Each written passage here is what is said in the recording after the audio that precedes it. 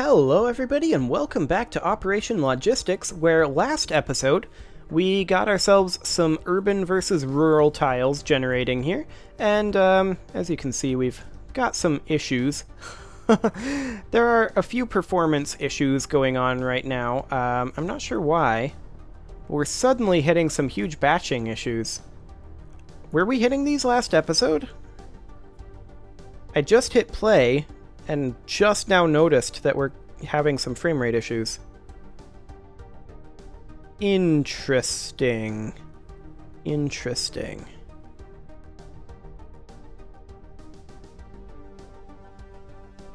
I don't recall these happening before. We were down to significantly fewer batches. I mean, all we're doing is setting an overlay color, which won't create additional batches. It could be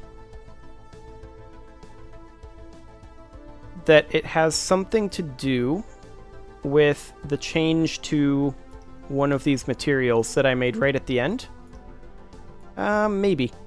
Anyway, it's not crippling as of right now, so I think we're okay. Yeah, we'll just leave it as it is. Keep an eye on it. We can always optimize later on, but it's definitely our draw batches that's causing this. There's no doubt about that. Absolutely none, in fact. But overall, I'm quite happy with our progress thus far, and we need to figure out what exactly we want to do next.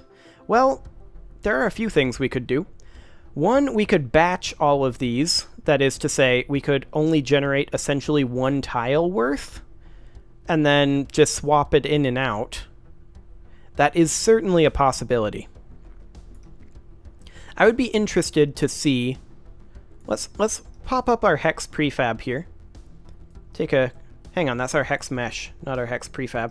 Let's pop up our base hex prefab here, and take a quick look at what exactly it would look like if we pulled all of these, and actually let me just create an empty in here, and I'm going to call this subhexes. And we'll see what it would look like if we were to take all of our subhexes, place them inside of... Okay, place them inside of the subhexes. Yeah, that's fine to break that prefab. And then we will take the subhexes out. Go ahead and enable all of these. There we go. Disable this. Excellent. And then we have just the base hex at this point. If I overwrite this prefab with that, now we're going to have some errors from this. There is no doubt about that. But I just want to know what the actual difference is here in terms of memory usage. And I think the difference is substantial. Let's see here. Yeah, it appears to be pretty substantial. Now, of course, we have null reference exceptions here going on, but that's fine. The reason that that is happening is because it is assuming that there are subhexes. And there are not currently. So we need to refactor this to some degree. I'm going to do a public game object subhexes instead, and we're not going to bother assigning this. Instead, in the awake, we're going to grab it from tags. So I'm going to go ahead and create ourselves a tag here. Yeah, I'm well aware that we've got issues. I'm going to go ahead and create ourselves a tag here, and we are going to use the subhexes tag. There we go. There we go. Okay, so we now have that. Also, this is some really bombastic Europa music. I love it. Okay, so let's hop into here and let's fix our errors. So, as far as toggle subhexes go, we need to do something more along the lines of... I think we can just overall get rid of this, yeah? If we get rid of that, and comment out this... Actually, we can get rid of that as well. We don't need that for toggle subhexes. And then we can get rid of that as well. We can recreate that from the ground up with this new system in mind. So this new system will be far, far more efficient. Excellent. Okay, so first things first. We need a reference to the subhexes from base hex. So let's go ahead and say subhexes equals, and we want to do GameObject.findObject with tag camera. But instead of camera, we want to use subhexes, which I'm pretty sure I did one word camel case. Yes, indeed. Fantastic. Okay, so subhexes we now have a reference to. So when we select our hex, then we want to make sure that we enable the subhexes. .setActive. True. Okay, so our subhexes are then set active, and we want to place them at the correct location. So our subhex location should be 000 from the prefab, correct? Let's find out. Yes, should be 000. Okay, so we have our subhexes here. And then we place it relative to the transform.position. So let's go ahead and place subhexes.transform.position equals transform.position. Okay. With that on, that's good. And then we also need to turn it back off down here. So let's say subhexes.setActive false. Okay, so this will kind of, at this point, be a bit of a fake, because none of these will have unique subhexes, at least not in terms of visuals. We will need to create ourselves a subhexes array, or list, and have ourselves our subhexes, but we do not have a instance of the object. Subhexes.setActive equals false. Oh, well, for one thing, I have this backwards. We need to invert this. False is up here, true is down here. I forgot about that. The other thing is, do we not have the subhexes set? It should be set. But let's go ahead and try this again. What could possibly go wrong? Okay. Are we working subhexes? No. Line 55. So it's trying to set it active, but it's saying there are no subhexes. So that's interesting. Is it not finding the game object with the tag?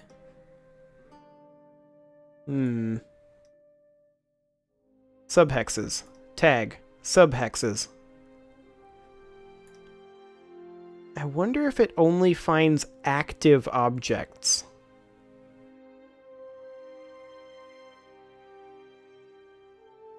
That might be the case. Let's turn it on and find out.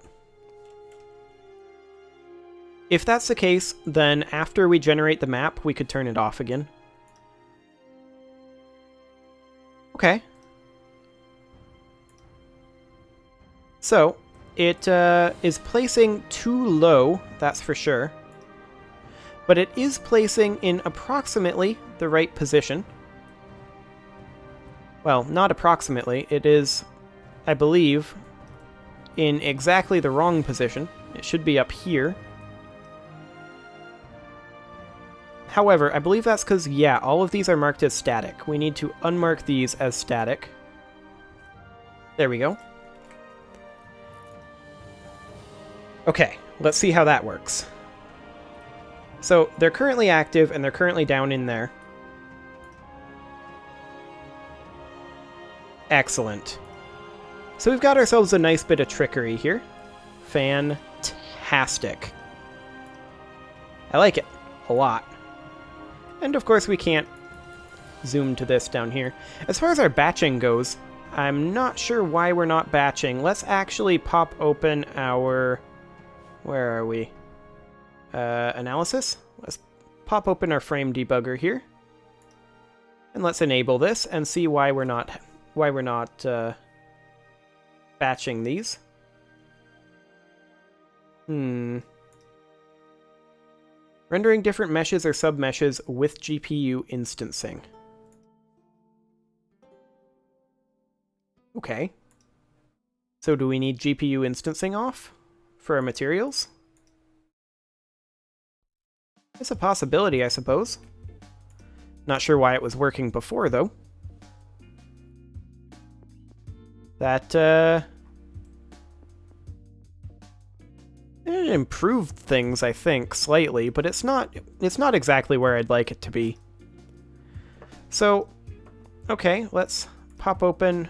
Hang on a moment. Where did our analysis window go? Frame debugger. The material doesn't have GPU instancing enabled. Yeah, I'm aware. I turned it off. You told me to. Okay.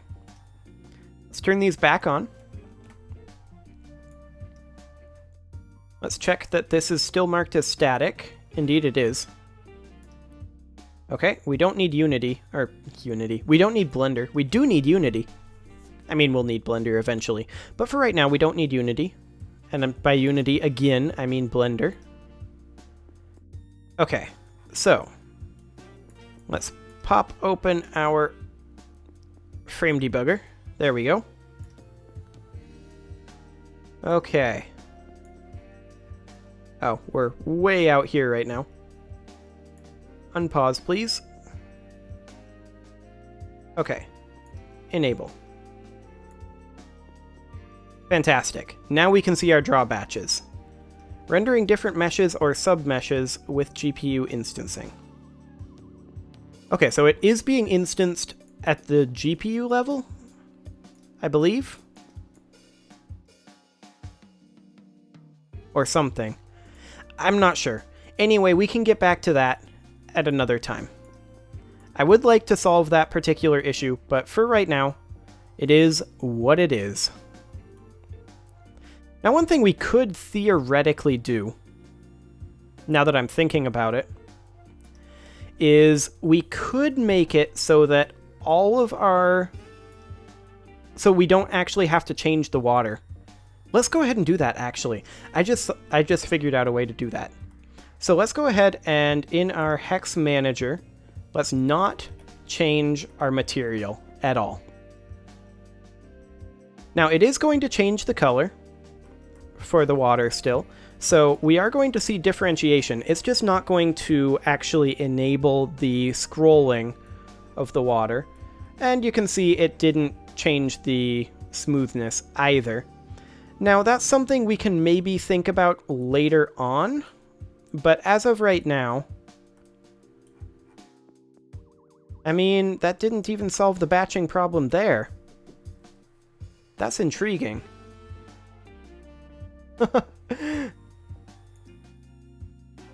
Okay. Well, for right now, let's consider perhaps ditching our other materials on our base hex. Might be worth considering. At least to see what it looks like and how it performs. So let's just have hex material on literally everything. Go ahead and apply that. So essentially it's going to be monochrome. Each hex will be. And you can see we've still got a little bit of differentiation there, but it actually not even that fixed the line, or fixed the batches. Fascinating. Huh. I mean, I hate it. We should definitely have the cliff material and the border material on here. But it's interesting that it's not batching even with that. I would really think that that batched. But let's go ahead and have this. This can go ahead and flow. We'll turn on the water wave small. And let's go ahead and have this flow at a small speed of 0.25 and a large speed of 0.125. And we can toss on a diffuse texture, theoretically. It's going to look a little weird. Let's just run that. Okay, so we do see there's some flow there. We also see there's some flow here. Yeah, I mean, I kind of hate it, but... Let's put it back to the way it was, since apparently... Hang on a moment. There we go. Let's put it back to the way it was, since apparently it can't be bothered with batching any of this. I'm not sure why. But apparently it can't be bothered. So, let's just turn off the flow on this, and put it right on back. We definitely had better visuals, even if the performance is kind of crappy. Like this, so... Yeah, this is definitely an improvement. Okay, so we've got this going on now. So we should probably go ahead and get ourselves... Where do I want to go? I want to go to Visual Studio. We should probably get ourselves a subhex class. So let's go ahead and do that. I'm going to, in scripts, I'm going to create ourselves a new C# script, and I'm going to call it subhex. And there are a couple of things here. So we know for a fact... Well, We're actually going to need a couple of new classes here. So I'm going to go ahead and save this, and then I'm going to hop down into Unity again, and we're going to create a new script again, and this is going to be subhex manager, and we're going to create a third new script. This one is going to be subhex, and I'll call it subhex visual. So the subhex right here doesn't need to be a mono behavior. This is just a data class. Excellent. And then as far as the subhex visual and subhex manager go, both of those are going to need to be regular mono behaviors. We do not need an update on this. This is actually probably not going to inherit from mono behavior, but rather from base hex. I want this to be essentially the same as base hex, but we can override any of this stuff if necessary. So let's go into our subhexes then, and add in to each of our visual hexes here. I'm going to add in subhex visual, and I am going to go ahead and remove the capsule collider from this. We are not going back to that. Okay, so with the subhex visual script on here, we now have the ability to do a few things. We have a few things that we don't need necessarily on here, but that's okay. We'll get around to dealing with all of that eventually. I just wanted to have this quick and easy. So this is going to create a few problems, which you will see in just a moment here. First of all, if we zoom in, we now can highlight these, but the highlight is way too big. So one thing we might want to consider doing is going into each of these subhexes and bringing this, instead of 4, to be 0.4. They're a tenth the size, so maybe if the spotlight is a tenth the distance, that'll be correct. We'll find out. Yeah, that's pretty decent. The intensity is kind of huge, but that's fine for now. And then you can also, we can zoom out by clicking on them now.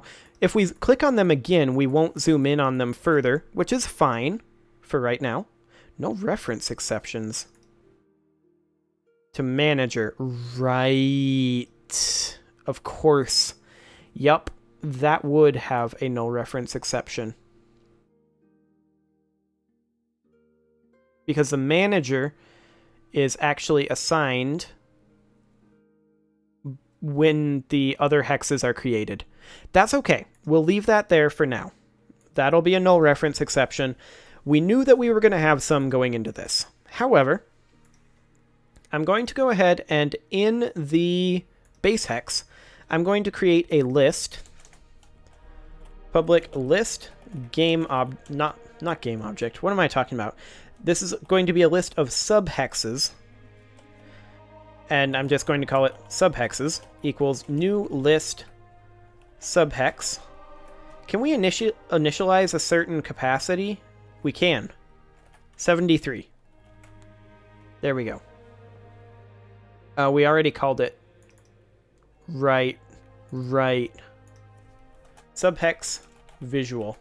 Actually, I'm going to comment out this line, and I'm going to use a handy little feature here. Rename.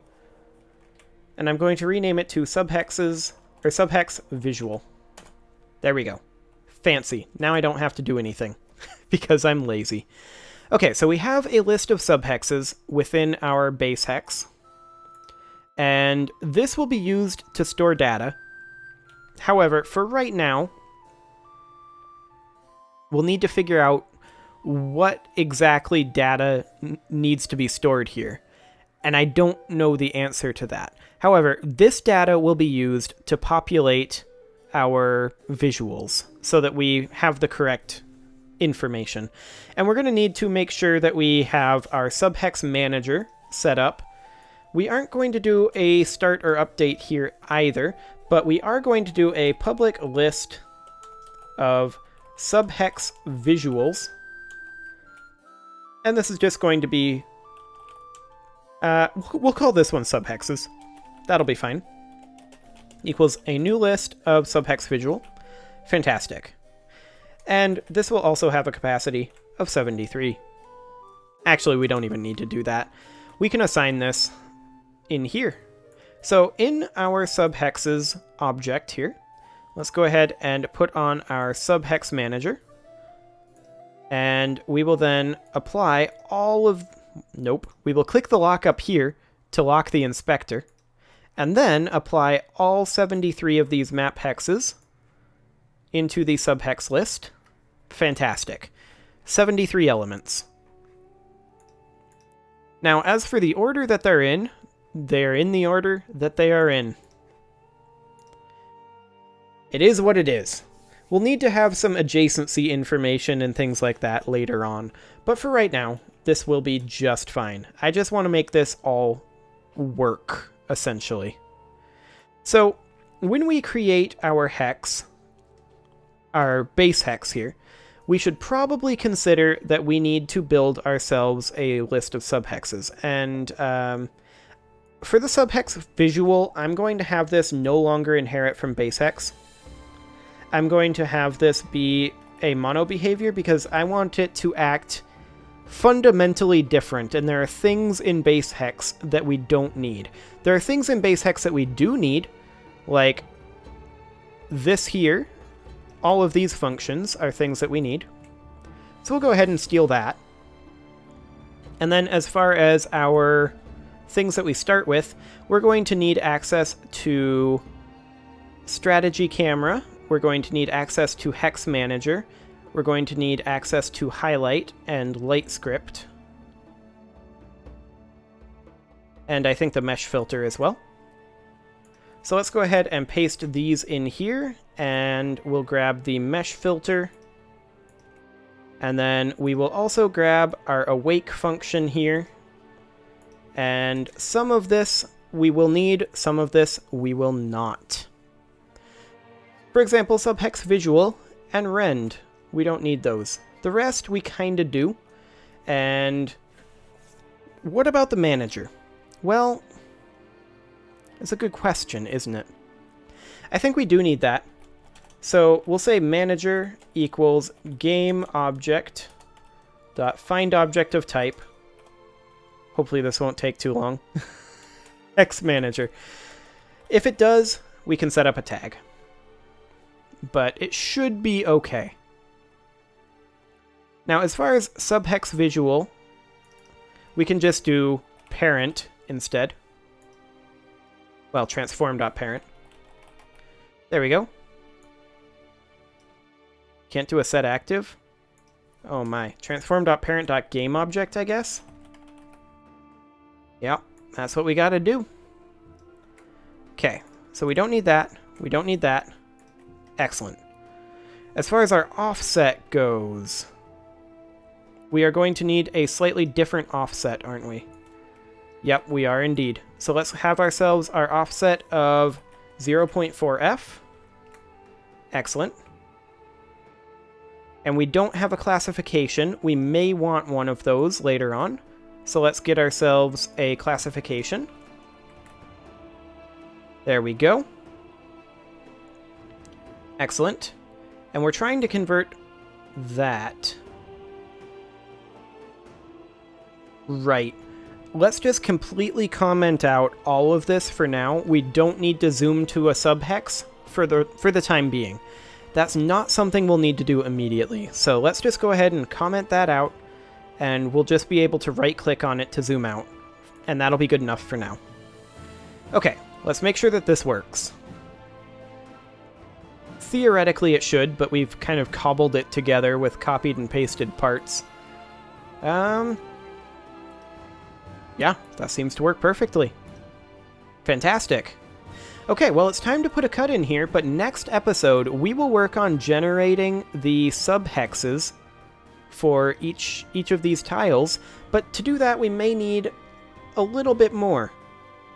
So for right now, I'm going to just say that we're going to work on that in the next episode, and I will see you all then.